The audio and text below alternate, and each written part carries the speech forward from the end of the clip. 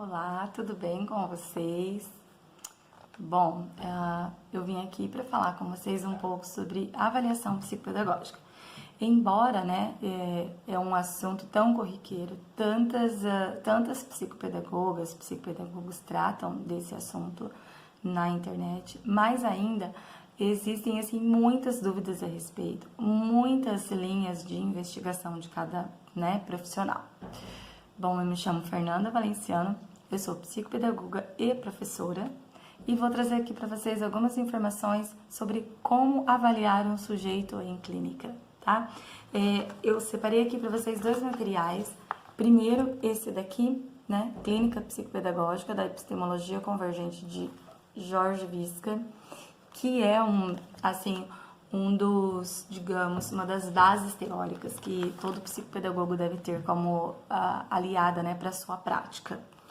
E também um outro material que eu gosto muito, que é esse da Cimaia Sampaio, né, Manual Prático de Diagnóstico Psicopedagógico Clínico. Esse manual, na verdade, ele traz para vocês tudo aquilo que nós utilizamos para fazer a avaliação, mas não, no meu ponto de vista, não tem como você começar por este. Na verdade, você tem que começar por esse daqui, né? Pelo Jorge Visca. Por quê? Porque o que muitos pais perguntam quando eles ligam, né, no nosso telefone, na clínica, eles querem saber, por exemplo, o valor da sessão, o valor da consulta. Não tem necessariamente um valor de consulta, né? O que acontece? A avaliação psicopedagógica, ela não é um processo simples, ela é muito complexa. Nós, enquanto ser humano, somos complexos, né? Então, nós temos aí a parte genética, nós temos toda uma parte orgânica que é nossa, né? Uma personalidade, um caráter. Nós temos o meio, a sociedade, e tudo isso engloba, envolve esse sujeito. Então, é algo que é muito complexo. Não é, por exemplo, como levar uma criança, eu sempre falo isso, levar uma criança ao pediatra, a criança tá lá com coriza e aí ela teve uma febre, a gente já sabe que é uma inflamação, uma infecção.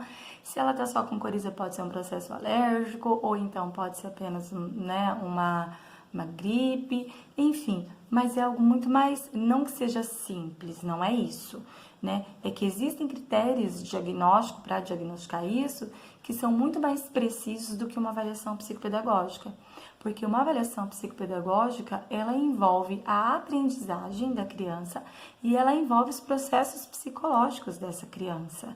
Então, onde essa criança vive, quem são os pais, quem é a família, se tem pais, se não tem, quem é o criador, o cuidador, né? A escola que ela está inserida, qual é a metodologia dessa escola, essa metodologia contribui para a aprendizagem dela ou não, como que é esse comportamento dessa criança, esse comportamento, ele é igual em todos os lugares, ou ele é um comportamento na escola, um comportamento em casa, né, um comportamento com os amigos.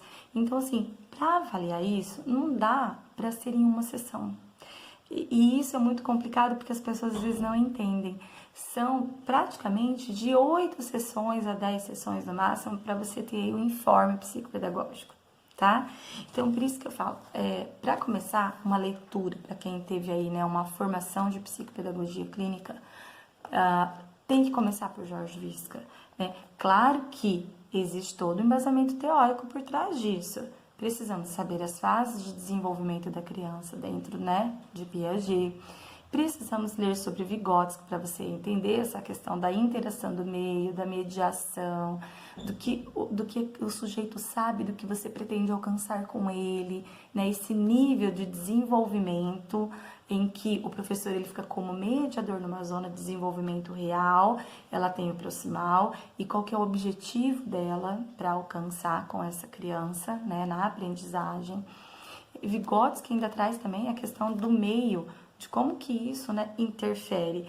Eu ainda tenho feito algumas leituras que eu achei que foi assim fundamental para mim, que foi o Pierre Bourdieu, um francês filósofo, que ele fala exatamente a respeito dos hábitos, né, da cultura e como que isso influencia. Então, olha, veja bem, avaliar um sujeito numa avaliação psicopedagógica é muito complexo, né? E algo que é muito importante, que não pode deixar se perder. Quando se começa um processo de avaliação, ela tem que ser o mais rápido possível. Então, que seja lá 8 sessões ou 10 sessões, não dá para você fazer isso em 3, 4 meses, né? Ficar avaliando. Então, vem uma semana, o pai falta, não traz a criança. Aí, na outra, você marca, acontece um probleminha, ele não vem, ou ele troca o horário. Não dá.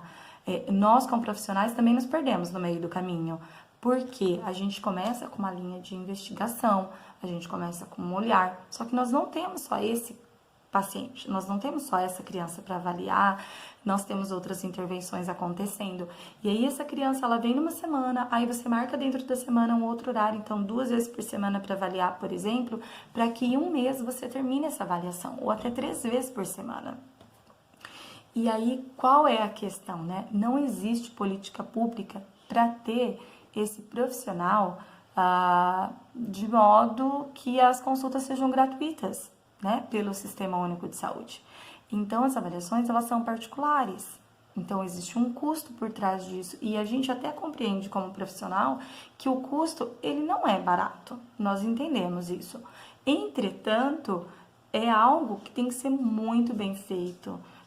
O profissional, ele tem que estudar muito, ele tem que estar muito bem preparado para que essa avaliação realmente tenha um diagnóstico real e não simplesmente uma hipótese, tá?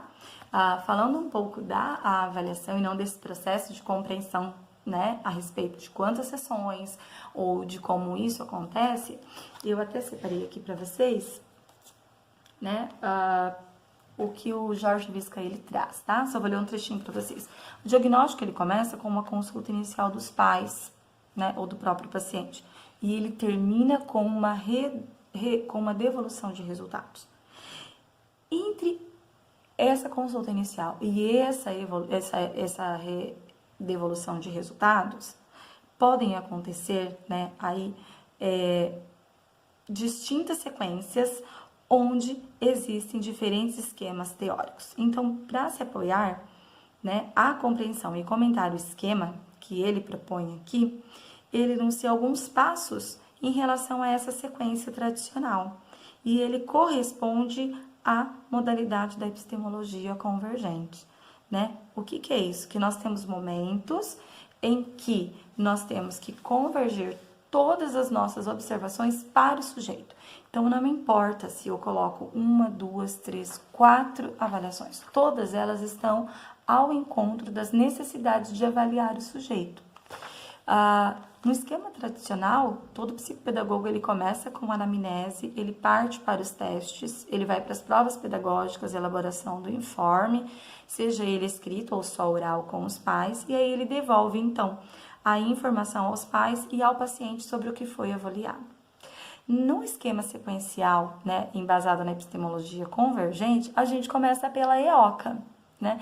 Eu não deixo de fazer a EOCA, embora alguns profissionais dizem que ela está ultrapassada, eu não vejo por esse lado. Aliás, eu vejo ela como essencial para a avaliação psicopedagógica, porque é um momento em que eu crio um vínculo muito íntimo com esse meu paciente, tá? Então, eu preciso disso. Só que eu não começo pela EOCA, como ele propõe, né? Ele coloca a anamnese lá na 3ª sessão, mais ou menos.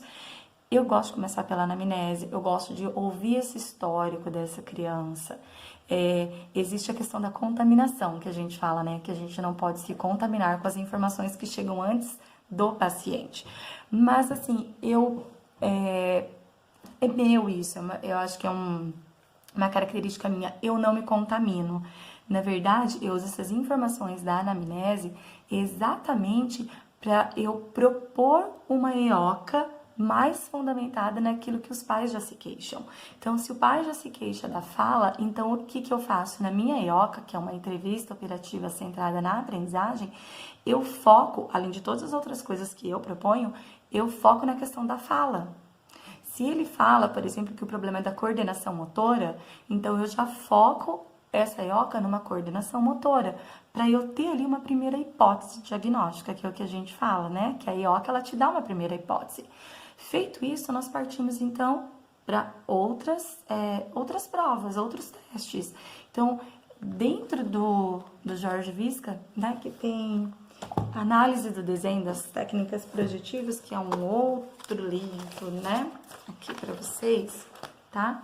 Técnicas Projetivas de Jorge Visca, eu começo por aí. Então, eu faço a anamnese, a EOCA, e depois, então, eu venho para as técnicas projetivas. Depois das técnicas projetivas, eu vou, então, para as provas piagetianas, que são as operatórias, para eu saber esse nível de cognição, do desenvolvimento do meu sujeito. Depois, eu vou para as provas pedagógicas, né? A avaliação da leitura, da escrita, do raciocínio lógico. Depois, ainda eu vou para a prova, né? Os testes das funções executivas, para saber a memória de trabalho, como é que tá, a atenção, a concentração, como que é esse planejamento do pensamento desse sujeito.